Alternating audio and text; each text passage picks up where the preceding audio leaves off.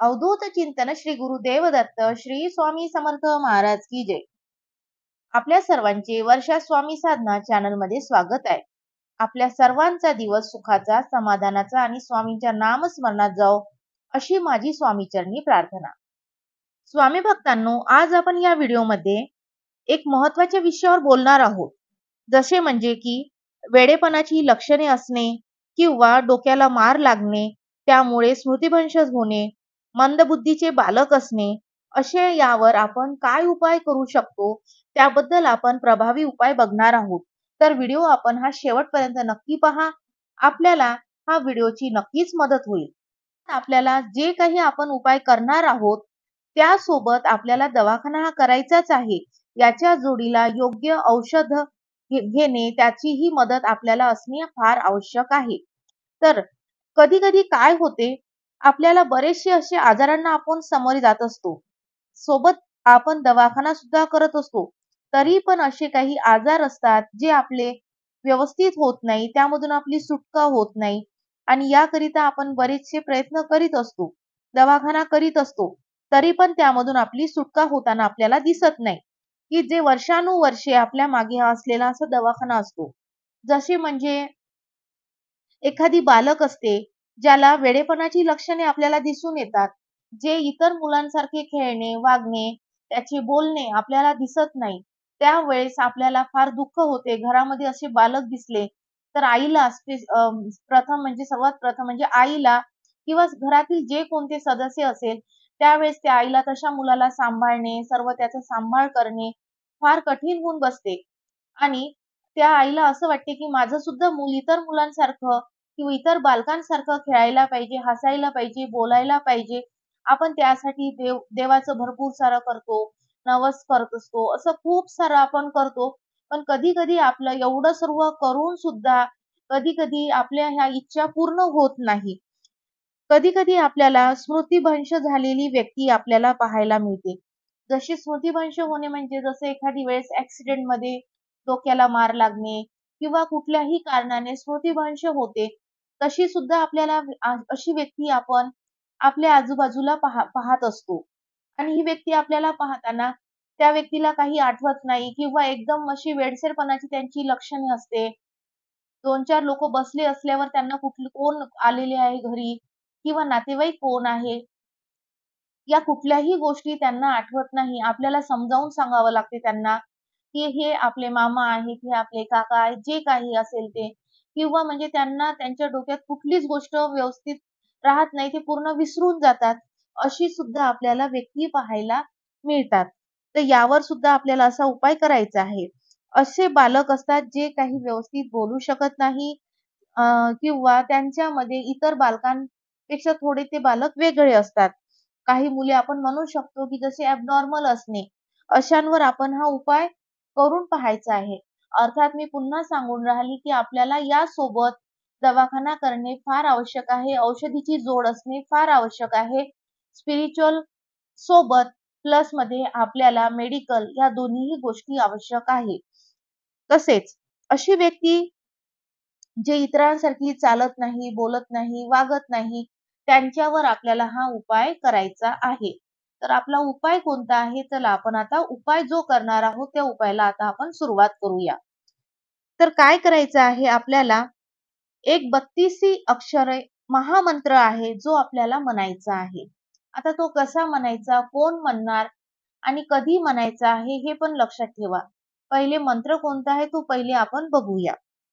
हरे राम राम राम हरे हरे, हरे कृष्ण कृष्ण कृष्ण हरे हरे। हा 32 अक्षरी महामंत्र या सर्व जे आता प्रॉब्लेम सांगितले आहे, या सर्व प्रॉब्लेम्स वर हा महामंत्र फार उपयोगी ठरतो।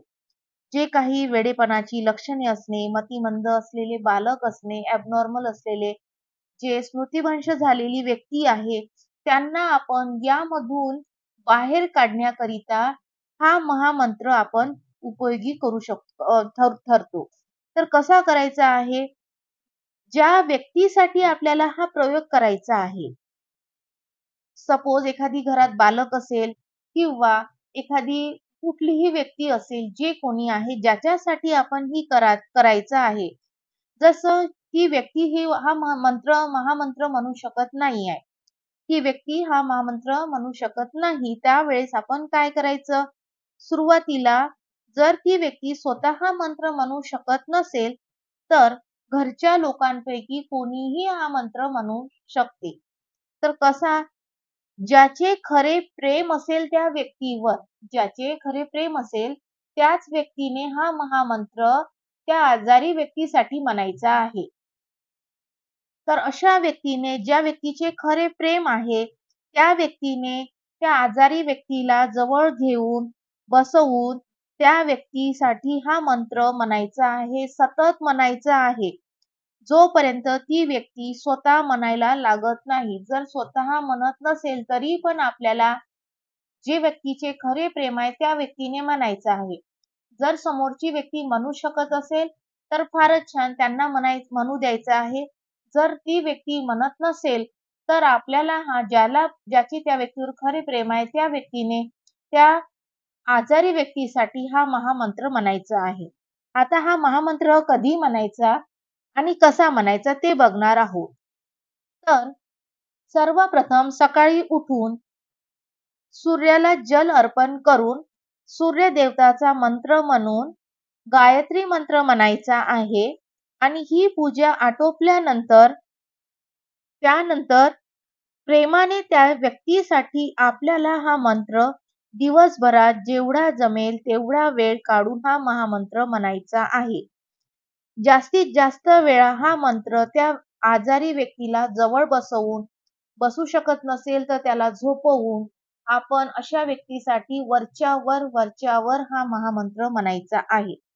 जास्तीत जास्त वेळा म्हणायचा आहे, म्हणजे ती आजारी व्यक्ती किंवा तो मंत्र चांगला ऐकू शकला पाहिजे. आणि जर ती व्यक्ती स्वतः म्हणू शकत असेल तर थोडा थोडा त्यांनाही प्रयत्न करून हा महामंत्र शिकवायचा आहे, कसा म्हणायचा. तर अशा प्रकारे हा महामंत्र आपण त्यांच्यासाठी बोलायचा आहे. फक्त एकच आहे, सकाळी आपल्याला सूर्याला जल अर्पण झाल्यानंतर गायत्री महामंत्र म्हणून, सूर्याचा मंत्र म्हणून त्यानंतर आपण या मंत्राला सुरुवात करायची आहे. हा असा 32 अक्षरी महामंत्र फार उपयोगी ठरेल. यामधून ही व्यक्ती नक्कीच बाहेर पडेल. फक्त याला वेळ लागेल. किती दिवस करायचा आहे असं मी म्हणू शकत नाही. पण जास्तीत जास्त वेळा हा महामंत्र म्हणून, शक्यतो जर बालक असेल तर आईने हा महामंत्र म्हणायचा आहे. आणि जर मोठी व्यक्ती असेल तर त्या व्यक्तीसाठी, ज्या घरातील व्यक्तीचे खरे प्रेम आहे त्या व्यक्तीने हा महामंत्र म्हणायचा आहे. जवळ बसवायचे आहे. बसू शकत नसेल तर झोपवायचे आहे. अशा रीतीने आपल्याला त्या व्यक्तीसाठी हा महामंत्र म्हणायचा आहे.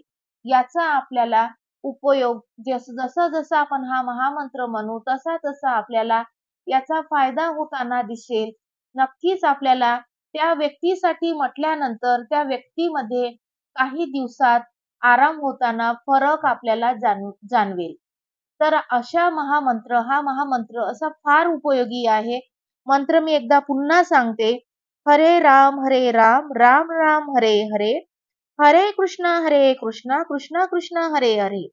हा 32 अक्षरी महामंत्र आहे आणि हा अशा बिमारींवर, अशा स्मृतिभ्रंश झालेल्या व्यक्तीसाठी किंवा वेडसरपणाची लक्षणे आपल्याला असलेल्या व्यक्तींसाठी, मतिमंद असलेल्या बालकांसाठी, अशा व्यक्तींसाठी, अशा बालकांसाठी जर आपण हा महामंत्र त्यांच्यासाठी वरच्या जर आपण असा त्यांच्यासाठी बोललो तर त्यांना हा नक्कीच उपयोगी ठरेल. या सर्व मधून ते बाहेर पडायला मदत होईल आणि याचा आपल्याला फरक जाणवेल. 6 महिनेही लागू शकतील असे नाही की आज म्हटलं तर आपल्याला 2-4 दिवसात, पण याचा आपल्याला फरक नक्की जाणवेल. हळूहळू ती व्यक्ती यामधून, जसे बालक बोलत नाही आहे, काही नाही, तर त्यामधून बोलताना दिसेल. यामधून जसे स्मृतिभ्रंश झालेली आहे, थोड्या गोष्टी त्यांच्या आठवणीत येईल किंवा त्यांना आठवण यायला लागेल. आणि शक्यतोवर जी व्यक्ती बोलत आहे, बोलू शकते, अशा व्यक्तीला महामंत्र स्वतः म्हणू द्यावा, म्हणजे फारच चांगले राहील. आणि जसे बालक आहे नाही म्हणू शकत, तशा वेळेस आपण हा आईने स्वतः मंत्र म्हणायचा आहे. तर असा हा महामंत्र यासाठी, वेडसरपणासाठी, स्मृतिभ्रंश झालेल्यासाठी, ॲबनॉर्मल मुलांसाठी असा हा महामंत्र फार उपयोगी ठरेल. फक्त एकच करायचे आहे, जेव्हा आपण हा महामंत्र म्हणत आहे, त्याला औषधीच्या जोडाची फार गरज आहे. सोबत आपल्याला दवाखाना करायचाच आहे. दवाखाना बंद ठेवायचा नाही. यासाठी आपल्याला मेडिकल, दवाखाना या दोन्ही गोष्टी आवश्यक आहे. सोबतीला या करायच्या आहे. त्यामुळे आपल्याला नक्कीच आराम मिळेल, फायदा होईल. 101% तुम्ही करून बघा. तुम्हाला हळू या गोष्टीतून जी आजारी व्यक्ती आहे, जी बाधित व्यक्ती आहे तुम्हाला ती यामधून बाहेर पडताना स्वतःच जाणवेल. असा हा महामंत्र फार उपयोगी ठरलेला आहे आणि सर्वांनी ज्यांना असं वाटते हा त्यांच्यापर्यंत कोणी असेल, असे बालक असेल किंवा स्मृतिभ्रंश झालेली व्यक्ती असेल, त्यांच्यापर्यंत हा व्हिडिओ शेअर करा. त्यांच्यापर्यंत हा मेसेज पोहोचवा. नक्कीच हा सर्वांना उपयोगी ठरेल. एकदा करून बघा आणि असे आपल्याला नवनवीन व्हिडिओ मिळत राहतील. तर स्वामी भक्तांनो, आपल्याला हा व्हिडिओ कसा वाटला कमेंट करून नक्की सांगा. कमेंटमध्ये श्री स्वामी समर्थ लिहायला विसरू नका. स्वामी समर्थ माऊली आपली नक्कीच सर्व इच्छा, मनातील जे काही इच्छा आहे ते पूर्ण करतील.